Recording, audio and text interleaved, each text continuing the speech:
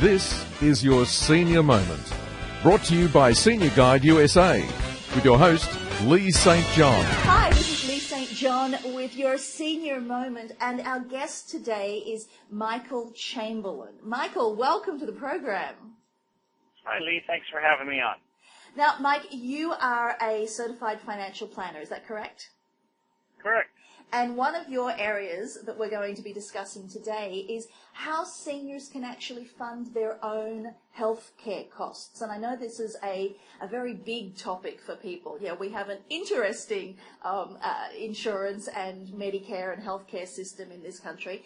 And a lot of people are saying, well, how do I then provide for myself? So but before we get into that, Mike, tell me, how did you get into this arena in the first place?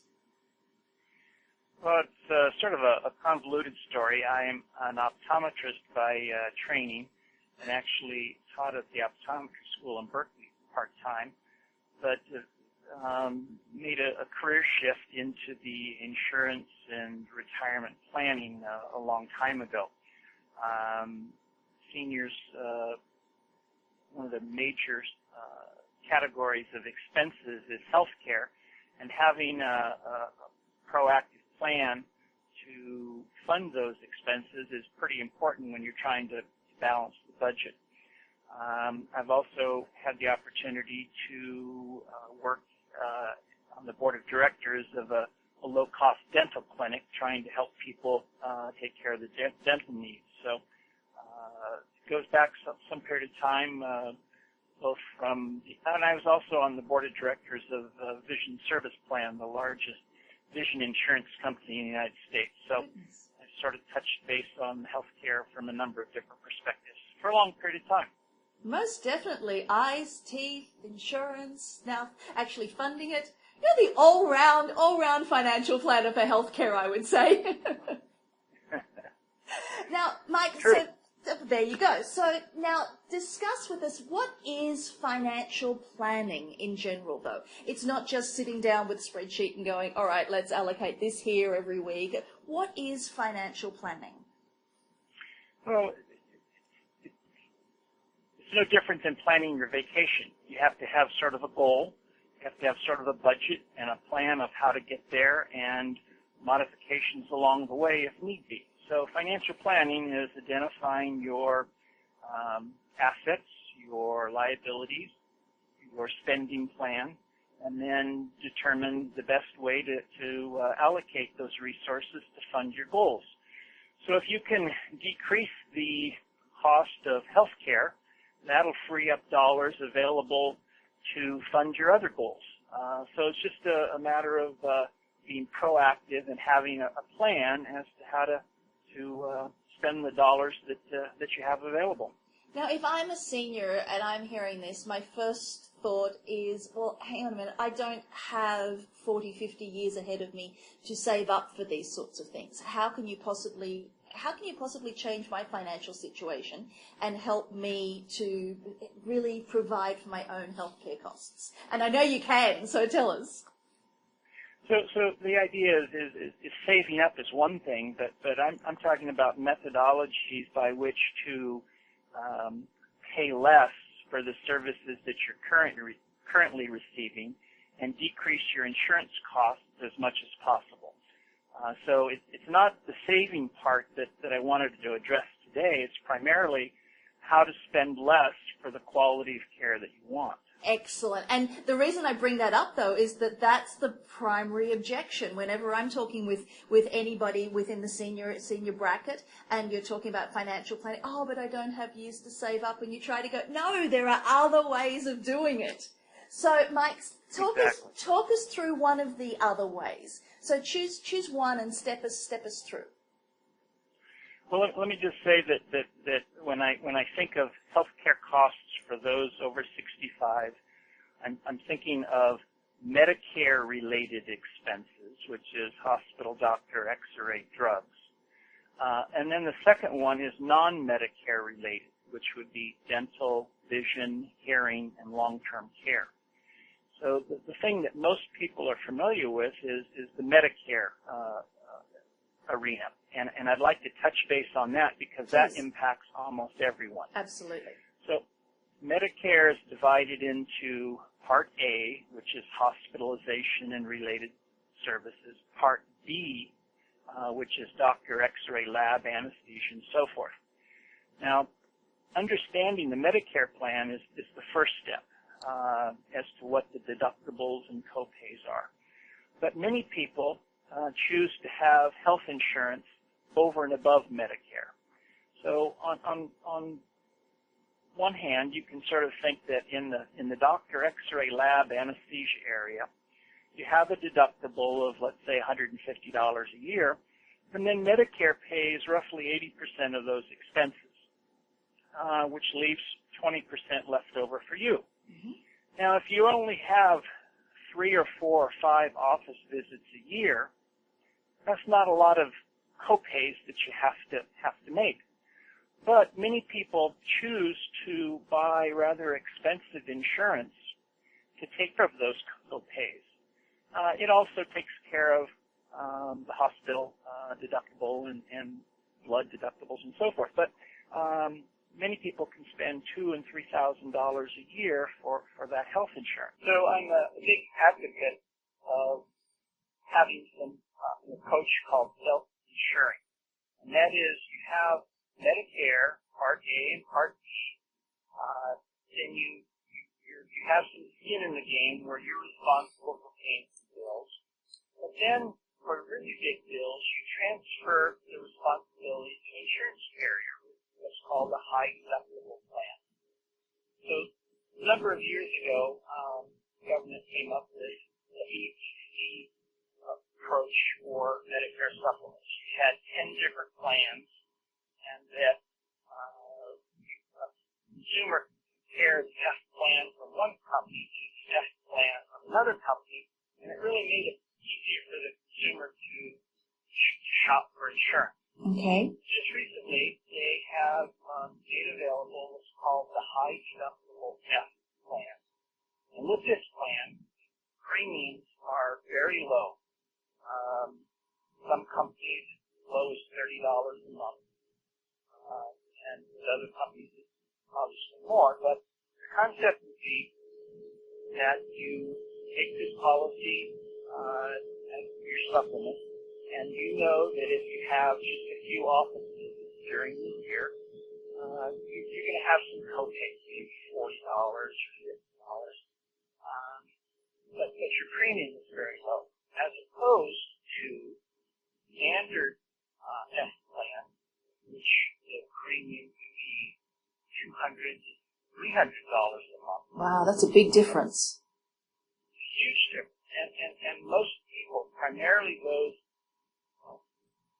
depending upon your health. But if you're 65, you're probably healthier than if you're 85. So if you're younger, 65, 75, you can save hundreds of dollars a year in premium. And if you do get sick, the amount that you saved in premium pay the deductible or such many dollars a pay. I have a Excel spreadsheet where I've done evaluations of 4 offices here, and even those patients that have an office visit every month come out financially ahead by having this high deductible at home.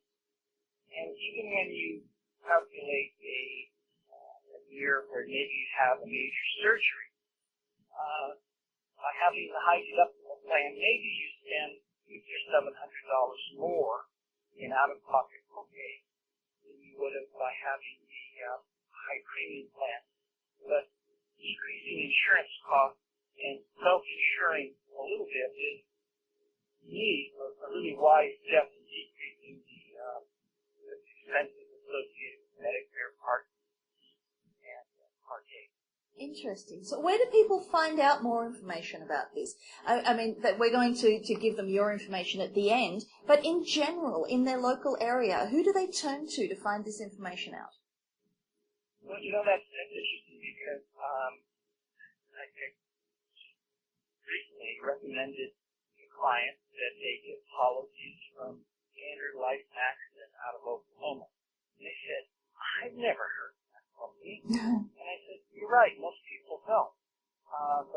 premium is much less than the comparable Anthem Blue Cross, which is a very large provider in this area.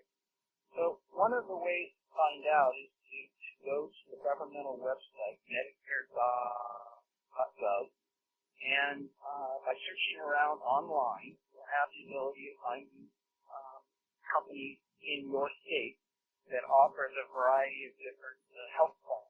And the one that I find most beneficial for people who generally don't go to the doctor or have a lot of serious health problems is Medicare Test Plan High Deficit. So checking on the Medicare.gov website would be a good way to do it. Case in point, when I did recommend this plan for a particular client, they said, well, I don't know anybody who sells that standard life plan. Right. Well, that's funny. I don't either. So I called the company and said, is there a local agent that provides this to a client? And he gave me the name of the local fellow, and I called him up and said, well, I'd like you to contact my client and provide this insurance for him. And he said, well, that's interesting, Mike, is that the premium is so low and my commission is so small, it's not worth it for me to even drive over and talk to the client. Oh, no. So a lot of the agents that sell or give recommendations as to what to buy, they're motivated by selling the more expensive plan because their compensation's greater. Yes. That's why I like this opportunity to talk to you, Leigh, because it gives more people more information to be proactive in making their health insurance selection. So, absolutely. So, Mike, to wrap us up, what would be the one tip that you would suggest that people look at, the one top tip with regard to funding their senior healthcare costs? Is it having a look at what their plan is? Is it looking at other options? What would be the number one on your hit list? You put me on the spot. I am. Sorry about that. On the individual. If a person's taking much in the way of medication, the number one tip I would give is shop your Medicare drug insurance every year. That period is between October 15th and December 10th. But most people over 65 have a drug plan called Medicare Part D. And the drug companies, the drug insurance companies, they change their program every year. And as a result, when we do the research, we find that by checking every year, people can save up to over $1,000 by making sure they have the right Interesting. Plan. And I would suggest a lot of people don't realize, I didn't know, that they change that every year. So that the drug plans are a combination of the premium you pay, the deductible on the plan, and the copay amount, but more importantly, what drugs are covered. Yes. And the drug plans change those every year, and if you're not proactive to shopping, you might be paying hundreds of dollars more than you should be on the Medicare Part D or drug. That's a fabulous tip, Mike. And so you said I put you on the spot, so you picked one. Is there one other area that you would suggest? Well, those are both programs that are Medicare related. The non-Medicare related have to do with dental, vision, hearing, and long-term care. And having been on the board of directors of the dental clinic, when we did a survey of dental costs, we have seen large differences in costs from dentists in the area by as much as 40%. So if people are proactive and they call around and they're asking questions such as, what would this office charge for a crown, or what would charge for filling, and don't be afraid to tell the dentist or the optometrist that you should reduce the rate because I'm a senior, or we should reduce the rate if I pay you cash at the time of my visit. So have an interaction with the office and see what the office might do for you as a senior citizen on a fixed income. Exactly. They're wonderful tips, Michael. So now where do people find you? Your business, your website, your telephone? Well, I work primarily with people in Northern California and try and look at a comprehensive overall financial plan, and health is just a very small component of it. But what I recommend people do would be to look at my website, which is at Chamberlain, Chamberlain financialplan.com, and get a little bit of an idea as to what we do. Our general goal is to help people make better financial decisions and improve the quality of their life. Wonderful. And so again, that's Chamberlain, Chamberlain, FP, F for financial, P for plan.com. Mike, it's been a wonderful, just a delight having you here, and such useful information. I love it, especially when it comes to the area of finance and budget, and that's just such a hot topic for all age groups, but in particular our wonderful seniors. So, Mike, thank you again for being here with us. You're quite welcome. It helps. Oh, most definitely. Well, this is Leigh St. John with Senior Guide USA and your senior moment. Have a wonderful day, everyone.